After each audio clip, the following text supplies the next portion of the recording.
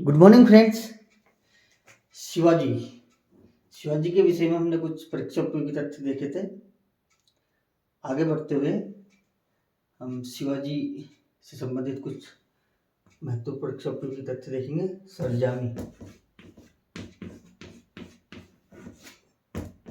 Jami system या प्रथा जो थी वो शिवाजी के भूराजस्व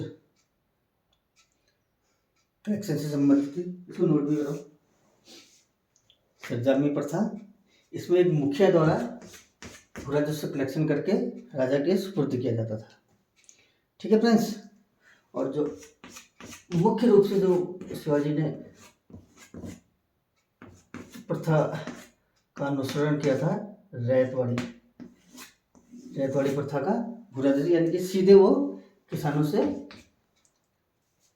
भूराजस्व एकत्रित किया करते थे। और उनका भूराजस्व प्रतिशत था फ्रेंड्स 33%, और जो आगे चल के 40% तक हुआ। बस इनकी सीमा जो थी भूराजस्व की यही थी, 33% से 40% तक बढ़ा बस, यानी कि 1/1/3 भाग उपज का। ठीक है फ्रेंड्स। चौथ देखा फ्रेंड्स हमने। चौथ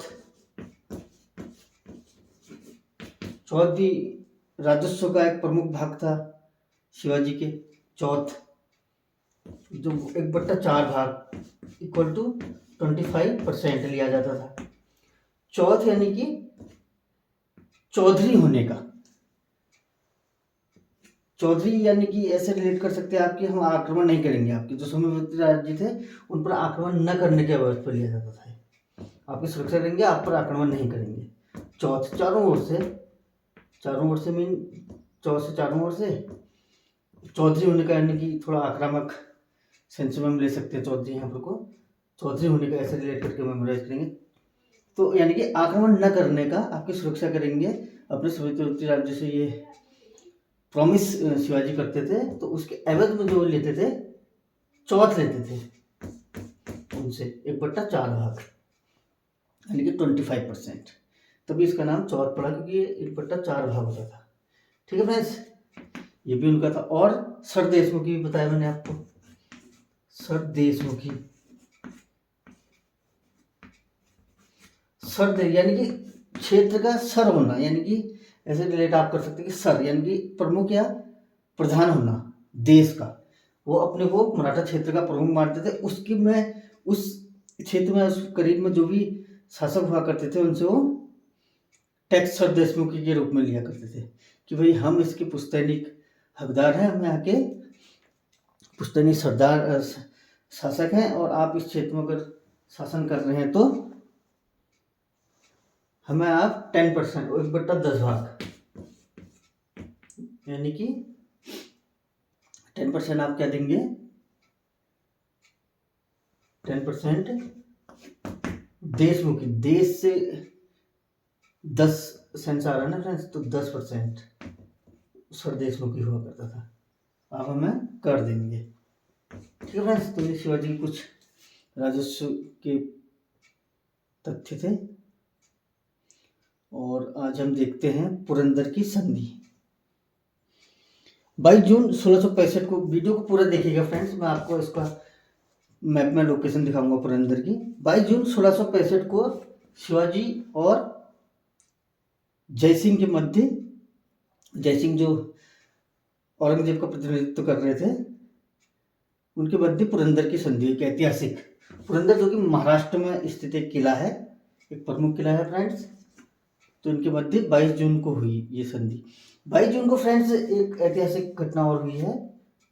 1939 त्रिपुरी मध्य प्रदेश में, जब पुनः सुभाष चंद्र बोस कांग्रेस के अध्यक्ष चुने गए थे, उसी में विवाद उत्पन्न होने के कारण इन्होंने फॉरवर्ड ब्लॉक की स्थापना की। फॉरवर्ड ब्लॉक की, ठीक है फ्रेंड्स। 22 जून को ही फॉरवर्ड ब्लॉक की स्थापना हुई, 22 जून को ही पुरंदर की संधि हुई। ठीक है फ्रेंड्स। और 22 जून को हुमायूं ने अकबर को अपना उत्तराधिकारी घोषित किया। 3 महत्वपूर्ण ऐतिहासिक घटनाएं हैं फ्रेंड्स 22 जून की। हुमायूं ने अकबर को अपना उत्तराधिकारी घोषित किया 1555 में, 22 जून 1555 में। ठीक है फ्रेंड्स, तो ऐसे हम रिलेट कर लेंगे कि भाई 22 जून को फॉरवर्ड ब्लॉक की स्थापना हुई 1939 में, और 22 जून 1665 को क्या हुआ फ्रेंड्स, पुरंदर की संधि हुई, और 22 जून को ही फॉरवर्ड ब्लॉक की स्थापना, और अकबर को उत्तराधिकारी घोषित किया हुमायूं ने, और पुरंदर की संधि। ठीक है फ्रेंड्स, तो पुरंदर की संधि के कुछ पॉइंट देख लेते हैं। तो पुरंदर की संधि के मुख्य पॉइंट है फ्रेंड्स, करीब 2.5 महीने तक पुरंदर को किले को घेरने के पश्चात शिवाजी संधि के लिए विवश हुए। मुगलों से संधि करना ही उन्होंने उचित समझा, और अपने जो 35 उनके महत्वपूर्ण किले थे, उनके 35, उसमें से 23 किले जिनकी आयु 4 लाख होड़ करीब थी, होड़ शिवाजी के काल की ये दक्षिण भारत की मुद्रा थी, होड़ मुगलों को देना इन्होंने स्वीकार किया, और 12 किले अपने पास रखे जिनकी 1 लाख वार्षिक आयु थी, 1 लाख होड़ वार्षिक आयु थी जिन किलों की। ठीक है फ्रेंड्स, और संभाजी जो उनके पुत्र थे, केवल 7-8 वर्ष से इनकी आयु थी।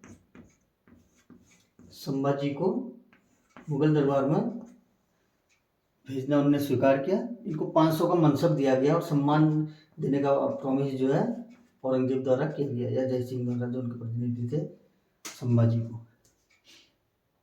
और चौथी जो शर्त थी फ्रेंड्स इनकी, जो शिवाजी ने स्वीकार की कि बीजापुर के अभियान में उनकी सहायता करेंगे, मुगलों की बीजापुर के अभियान में। और इसके अवध में बालाघाट और कुंकड़ क्षेत्र शिवाजी को देने की इस पर सहमति हुई। ठीक है फ्रेंड्स, तो ये थे शिवाजी के जो पुरंदर की संधि हुई थी जैसे जैसे उसके महत्वपूर्ण तथ्य। तो हम देख सकते हैं कि इसका लोकेशन क्या है मैप में पुरंदर का। तो ये फ्रेंड्स पुरंदर महाराष्ट्र क्षेत्र में पुरंदर,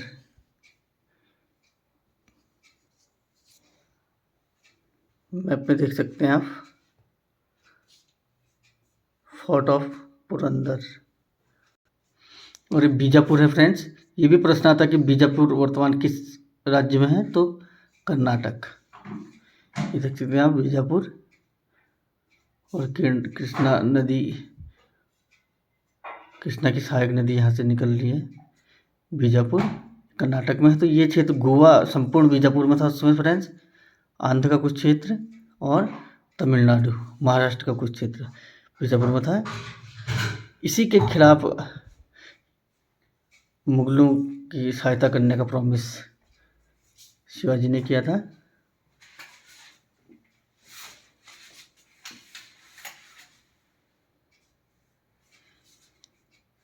ठीक है फ्रेंड्स, कोंकण।